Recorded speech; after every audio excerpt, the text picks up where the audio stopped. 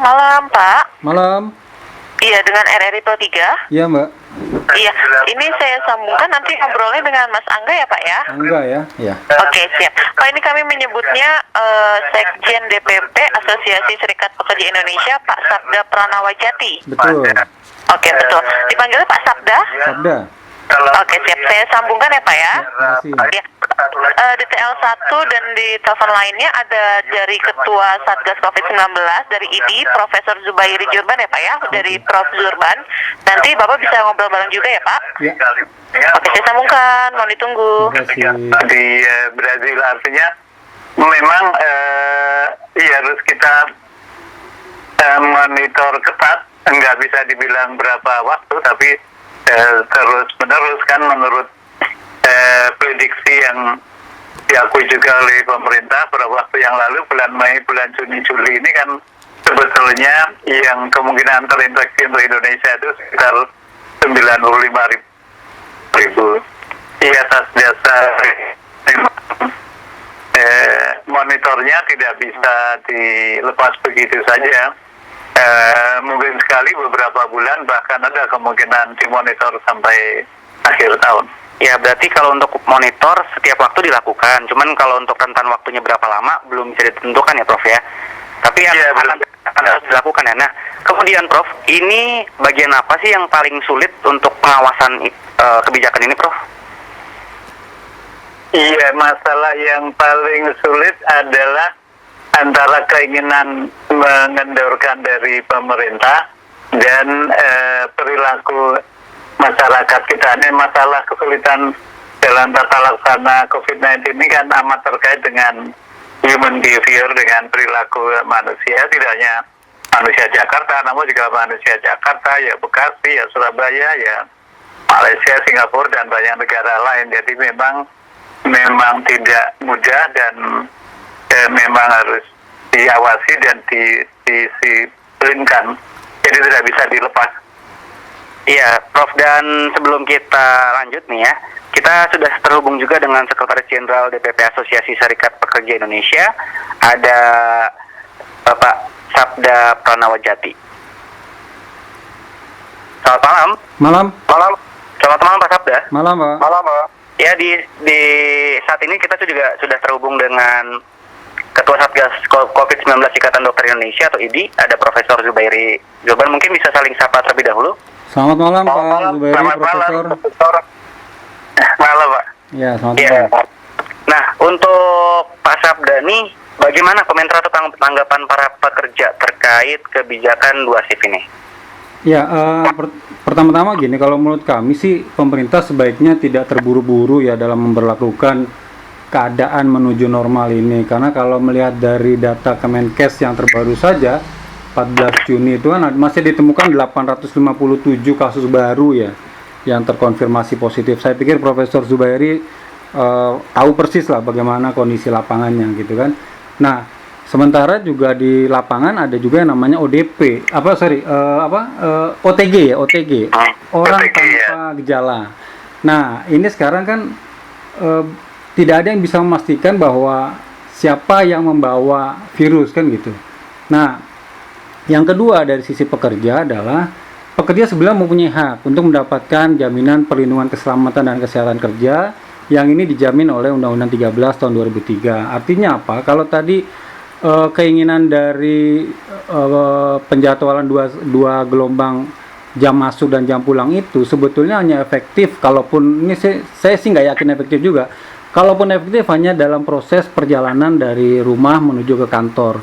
Tapi di kantornya sendiri akan terjadi pengumpulan massa juga, pengumpulan orang juga di jam kerja yang tadi mulai dari jam 10 sampai jam 3-nya kan akan terjadi penumpukan orang juga. Nah, sehingga pertanyaan berikutnya adalah bagaimana sebetulnya kesiapan dari perusahaan-perusahaan ini untuk bisa memastikan bahwa perusahaan mampu memberikan jaminan perlindungan keselamatan dan kesehatan kerja.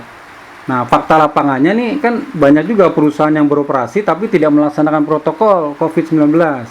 Nah, bagaimana pemerintah kemudian memastikan kesiapan dari perusahaan-perusahaan itu sehingga pekerja yang harus datang ke tempat kerja itu benar-benar mendapatkan jaminan perlindungan jaminan perlindungan kesehatan dan keselamatan kerja. Nah, kewajiban perusahaan sendiri kan menerapkan protokol kesehatan ya terhadap tempat kerja dan para karyawannya. Nah, bagaimana kemudian pemerintah dalam hal ini Kementerian Kerja melakukan pengawasan-pengawasan yang sifatnya melekat? Karena fakta lapangan juga nih ya, pada saat kemarin ada PSBB di mana ada pembatasan perusahaan yang operasional, justru Kementerian Perindustrian menerbitkan hampir 17.000 surat izin operasional, kan gitu, yang di luar dari 10 jenis usaha yang dikecualikan. Nah, ini kan juga masalah juga, artinya terjadi tumpang tindih aturan yang kemudian membuat di lapangannya kesulitan. Faktanya Dinas Tenaga Kerja Provinsi DKI Jakarta juga kebingungan. Mereka menerapkan PSBB, tapi di satu sisi kementerian memberikan izin operasional. Padahal harusnya semuanya merujuk pada Kementerian Kesehatan protokol COVID-nya. Dan hal yang lainnya juga adalah surat edaran dari gugus tugas ini untuk sektor apa saja yang akan kemudian diberlakukan jam kerja itu yang 2 gelombang tadi. Karena kalau ngelihat gelombangnya pertama dan kedua itu hanya berakhir di jam 18 ya, artinya kan hanya yang office hour selama ini jam 9 sampai jam 5 itu kemudian diatur dibagi 2. Lalu bagaimana dengan perusahaan-perusahaan yang memberlakukan sistem shift kerja sampai malam, sektor retail, perusahaan-perusahaan logistik, kemudian pabrik-pabrik bahkan ada yang sampai 24 jam. Nah, ini bagaimana kemudian pemerintah sekali lagi memastikan bahwa perusahaan-perusahaan itu benar-benar melakukan jaminan perlindungan kepada pekerjanya. Mungkin itu Mas Angga ya. Ya, siap. Pak Sabda, terima kasih. Mungkin bisa ditanggapi terlebih dahulu oleh Profesor. Ya, jadi memang antara kebijakan antar departemen, harus koordinasinya harus lebih baik. Sepakat. Biar yang di lapangan tidak bingung. Dan tadi ditekankan itu tepat sekali bahwa safety, kalau kami di rumah sakit amat mengenal mengenai patient safety maupun dokter safety. Yeah. Ini di tempat kerja juga tentu safety dari pegawai harus dijaga, diperhatikan dan dimonitor. Nah, ini Prof, kalau untuk protokol kesehatannya apakah perlu ditambahkan misalnya rapid test sebelum masuk kerja atau melakukan kegiatan, atau cukup menggunakan protokol kesehatan yang sudah ada seperti masker dan juga pengecekan suhu sebelum masuk kantor, Prof? Kalau tes itu sih baik-baik saja, makin banyak tes makin baik. Masalahnya asal tesnya gratis, jangan tesnya menarik terlalu berat buat pegawai kalau harus membayar pada masa sekarang ini ya. Nah, jadi sebaiknya tes sih, saran itu bagus, cuman yang gratis. Bagaimana Pak Sabda ini komentarnya? Iya, kalau tes itu kan, mohon maaf Profesor, itu kan hasilnya baru bisa diketahui ada jangka waktunya ya, kan gitu. Kalau saya sih sebenarnya cenderung bagaimana pemerintah memaksimalkan saja dulu operasional di 10 sektor usaha yang dikecualikan tadi.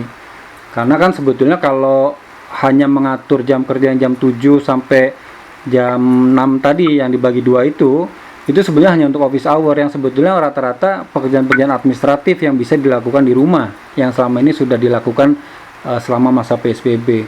Yang jadi masalah adalah yang memang tidak memungkinkan untuk kerja di rumah, seperti misalkan sektor retail yang selama ini sudah operasional tetap, kemudian rumah sakit tentunya ya, pabrik-pabrik bahkan yang di luar yang dikecualikan masih melakukan operasional berdasarkan surat izin dari Kementerian Perindustrian. Ini juga masalah.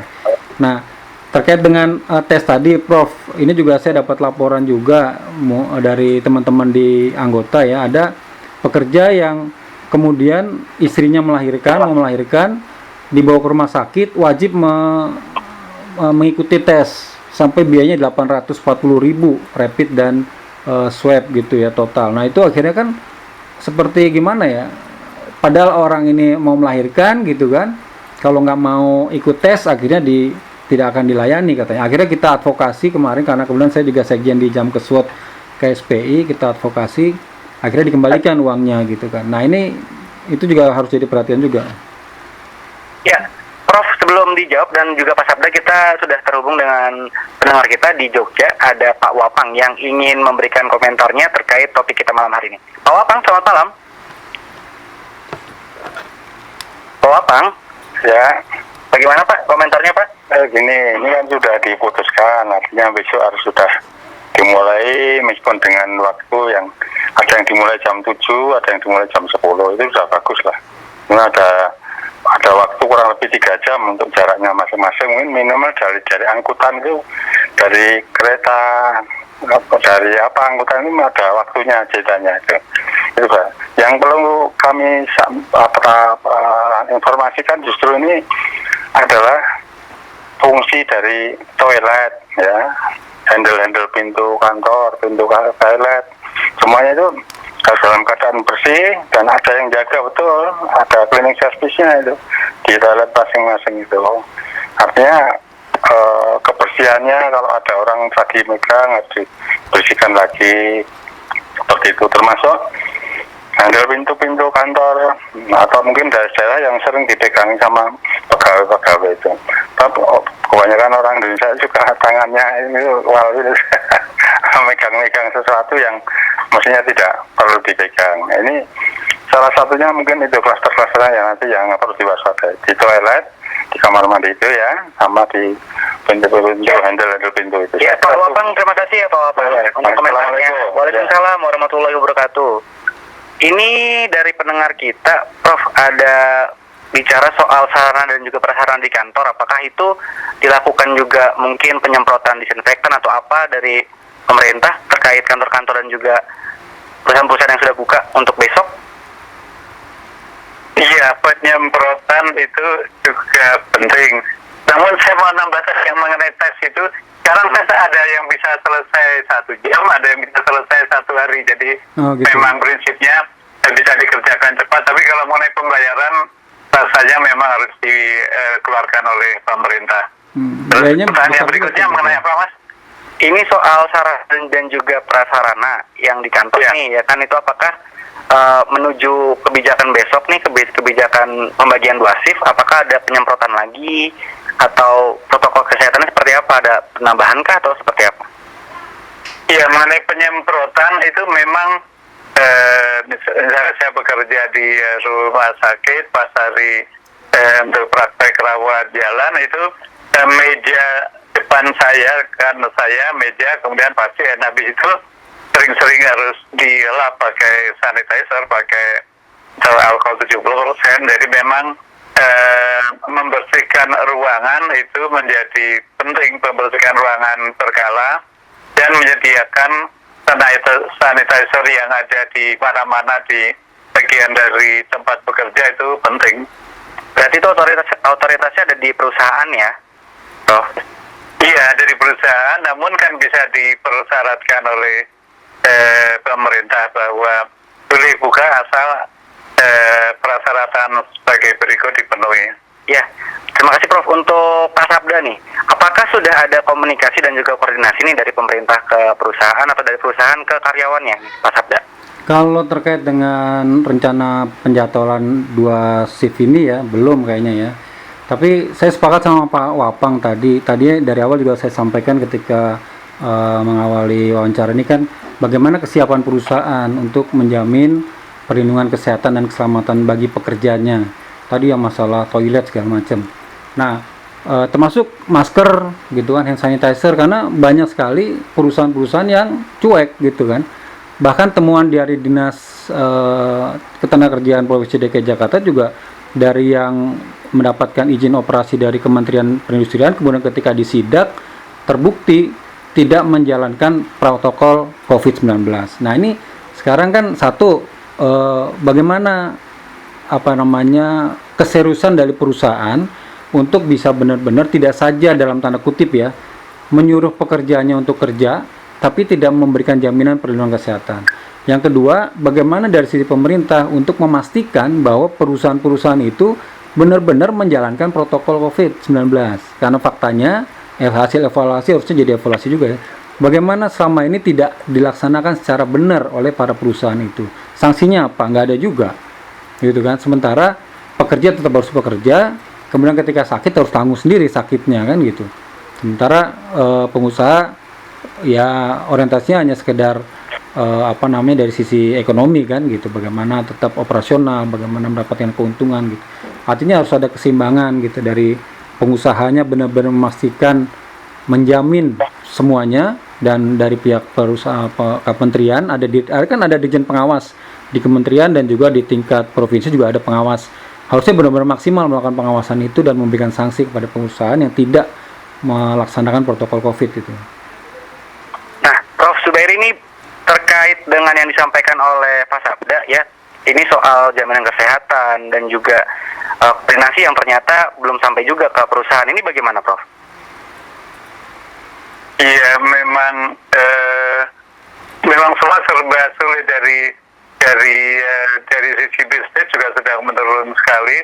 Artinya kali ini pemerintah harus turun tangan untuk membantu, untuk mendukung agar safety dari pekerja ini lebih diperhatikan dari waktu-waktu sebelumnya. Dan kemudian jangan kira juga bahwa masker itu gampang didapat, kadang-kadang tidak mudah. Jadi mungkin tempat kerja harus juga menyediakan masker atau menyediakan dengan harga amat murah, katakanlah berapa, 1.000 atau 2.000 untuk masker untuk bisa dipakai oleh pegawainya. Jadi dan supaya maskernya juga dipakai sejak keluar dari rumah. Itu yang juga harus diperhatikan. Ya, Prof, ini kita sudah masuk pendengar lagi, sudah bergabung bersama kita, ada Bu Ida dari Pekalongan. Kita sapa terlebih dahulu ya, Prof ya. Selamat malam, Bu Ida. Halo, selamat malam Mas Angga. Halo, selamat malam Bu Ida. Bagaimana komentarnya, Bu? Narasumber. Saya itu heran ya, ketika pemerintah sudah melakukan hal sedemikian rupa, saya juga pengen teman-teman pekerja ini bukan hanya di kantornya saja yang nurut, tapi setelah keluar nanti terus belanja. Kalau kita lihat di beberapa pabrik itu kan di depan juga banyak yang jualan itu ya. Dulu sih memang sudah sepi karena WFH, tapi beberapa hari ini ketika perusahaan sudah ada, mereka mulai berjubel lagi belanja.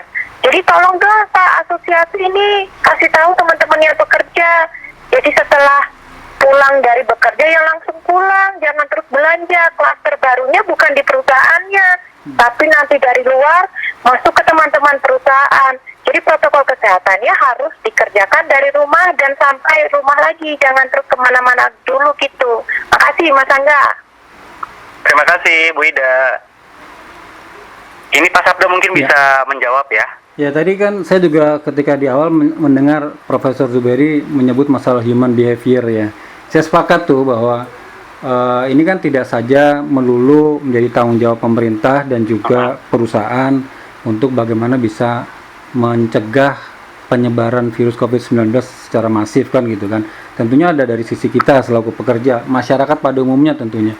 Ya, kalau masalah pabrik yang kemudian di depan ada yang jualan itu, karena faktanya ketika PSBB kemarin banyak pabrik-pabrik yang tidak ditutup, tetap operasional gitu. Sementara mereka harus makan, harus istirahat, kemudian dia cari makan di luar. Jangankan untuk cari makan ya, ketika mereka absen aja untuk datang, ketika datang pertama masuk kerja kemudian absen, itu udah numpuk orang gitu, tanpa ada fasilitas protokol COVID yang memadai dari perusahaan.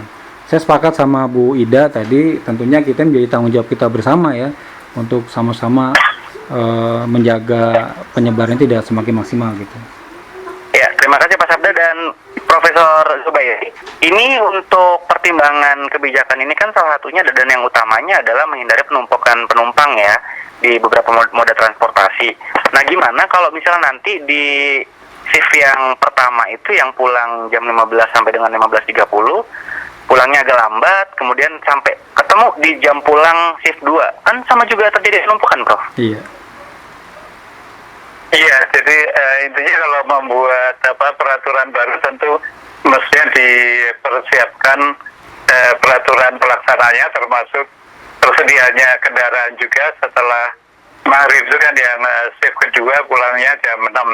Nanti kalau jam 6 lewat keretanya masih keretanya sudah tidak ada, ya menjadi bahaya. Jadi memang harus ada koordinasi yang baik antara semua institusi agar perubahan cara bekerja ini tidak mencetuskan klaster-klaster baru. Nah, Ya, ini mungkin- mengenai makan siang itu juga harus hati-hati. Makan siang sebaiknya, kadang-kadang kan ada makan siang itu dalam atur sendiri, ada yang makan bareng, ada yang kotak. Saya lebih menyarankan pakai nasi kotak dibandingkan bareng-bareng, karena kalau antri makan itu berbahaya untuk penularan. Baik Prof, ini kita sudah terhubung lagi bersama satu pendengar dari Sidoarjo, ada Bu Sandra. Kita sapa terlebih dahulu ya Prof, dan juga Pak Sabda. Ya. Halo, selamat malam Bu Sandra. Halo. Halo, selamat malam juga. Assalamualaikum. Waalaikumsalam warahmatullahi wabarakatuh. Salam. Ya, ini saya sedikit menginformasi bahwa penangkapan di radio ini agak terganggu. Jadi saya mendengar bicara lewat handphone aja. Di radio tidak mendengar yang sebelum saya masuk tadi. Nah, ini kita sedang bicara tentang topik, yaitu pembagian shift kerja, ya 2 shift di pagi itu jam 7, pulangnya jam 15, dan shift 2-nya itu jam 10, pulangnya jam 18. Komentar Ibu seperti apa? Oke, terima kasih. Kalau menurut saya sendiri itu memang apa yang sudah ditetapkan oleh pemerintah itu adalah suatu kebijakan untuk semua pekerja. Namun dalam hal ini kita juga sangat berharap ketika karyawan-karyawati sudah ditetapkan peraturan-peraturan seperti ini, sudah ditetapkan, mereka juga harus mengikuti protokol kesehatan, bahwa apa yang sudah dilaksanakan mereka benar-benar menjaga semua yang sudah diinformasikan, sehingga tidak terjadi lagi penambahan pasien-pasien yang semakin banyak. Dengan jarak yang seperti ini artinya untuk mengatur jarak antara pekerja shift pertama dan shift kedua. Jadi cuman yang saya harapkan di sini, ketika pekerja yang masuk untuk kerja untuk shift kedua, ketika pulang itu di sini bahwa dari pihak perusahaan itu mengatur bagaimana para karyawan itu untuk tidak menerima masukan dulu untuk shift yang 1 kedua, biarkan dulu dari shift kedua pulang, sehingga untuk beberapa jarak waktu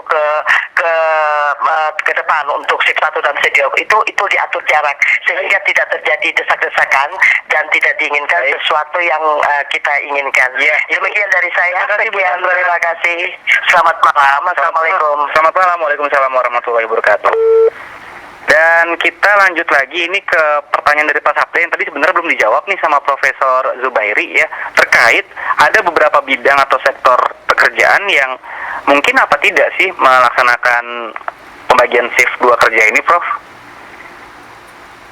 Oh ya, tentu kan yang disesuaikan dengan jenis yang bisanya 1 shift ya 1 shift saja. Kalau memang diperlukan 2 shift ya baru dibuat 2 shift. Saya kira tidak bisa berlaku pukul rata begitu saja. Memang harus disesuaikan dengan jenis pekerjaannya, dan juga misalnya ada yang bekerja malam hari. Misalnya juga kalau sekarang ini tapi sudah berjalan lancar sih pekerja malam yang untuk misalnya di rumah sakit itu kan memang harus buka 24 jam. Untuk Pak Sabda mungkin ada yang ingin disampaikan lagi Ya, kepada Prof Zubairi? Pertama nanggapi dulu yang dari Bu Sandra tadi ya. Iya. Sebetulnya kan permasalahannya nggak mungkin tuh kalau kemudian yang shift 1 tunggu pulang dulu baru shift 2 masuk gitu, karena pembagian gelombangnya saja sudah tidak memungkinkan untuk itu. Jadi yang shift pertama masuk jam 7 pulang jam 3, yang shift 2 masuk jam 10 pulang jam 6. Artinya kan dalam kurun waktu jam 10 sampai jam 3 itu numpuk pekerja itu di satu lokasi kerja yang sama. Nah, ini bisa menimbulkan klaster baru juga nih, Dok, gitu kan, Prof. Nah, sehingga jangan sampai kemudian hanya sekedar orientasinya memasuk bagaimana menjalankan operasional perusahaan semata-mata, kemudian hanya melihat dari sisi moda transportasi, membatasi kita segala macam, tapi sebenarnya fakta lapangannya juga akan sulit gitu. Sehingga saran saya sih tetap saja prioritas pertama, Prof, berlakukan saja dulu sektor-sektor yang memang bisa dikecualikan untuk melakukan operasional. Nah, kemudian baru secara bertahap nanti kalau memang pandeminya sudah trennya menurun grafiknya, ya baru secara perlahan-lahan memberlakukan sistem kerja seperti ini gitu. Baik, ini terakhir mungkin untuk Profesor Zubairi ya. Berapa persen Indonesia kemungkinannya untuk siap menghadapi menyongsong tatanan kehidupan baru di sektor pekerjaan nih, terkait dengan kebijakan ini juga, Prof? Iya, kalau kesiapannya kelihatannya sudah siap dan memang semua orang, baik rakyat, baik pemerintah, maunya sih cepat-cepat selesai itu ya. Tapi bagaimana selesai stay at home ini dengan keinginan untuk pekerjaan normal, itu kan memang perlu masa peralihan. Jadi saya kira oke saja, jalanin saja masa peralihan ini dengan pengawasan yang baik, dengan pendisiplinan, dan dengan fasilitasi oleh pemerintah dan monitor oleh kita semua. Prof, sorry, Prof. Baik, terima kasih Prof Zubairi dan juga Pak Sabda untuk obrolan kita malam hari ini ya. Terima kasih. Iya, mudah-mudahan apa kasih, yang Prof. kita... Zubairi. Selamat malam, Profesor. Selamat malam, Pak Sabda. Selamat malam semuanya. Selamat malam, Prof. Mas Angga. Dan pendengar, demikian wawancara kita dan juga obrolan kita bersama Ketua Satgas COVID-19 Ikatan Dokter Indonesia atau IDI, Profesor Zubairi Jurban, dan juga Sekjen DPP Asosiasi Serikat Pekerja Indonesia Sabda Pranawajati terkait pembagian dua shift kerja ya untuk PNS dan juga karyawan swasta di Jabodetabek. Jadi tadi ada beberapa hal yang sudah disampaikan oleh Profesor dan juga perwakilan dari pekerja yang diwakilkan oleh Pak Sabda tadi ya, persiapan dan juga pengawasan dan tentu saja dengan evaluasi yang belum tentu atau waktunya belum bisa ditentukan, tapi evaluasi harus terus dilakukan untuk kebijakan dua shift ini. Dan yang paling penting adalah tetap mengutamakan protokol kesehatan.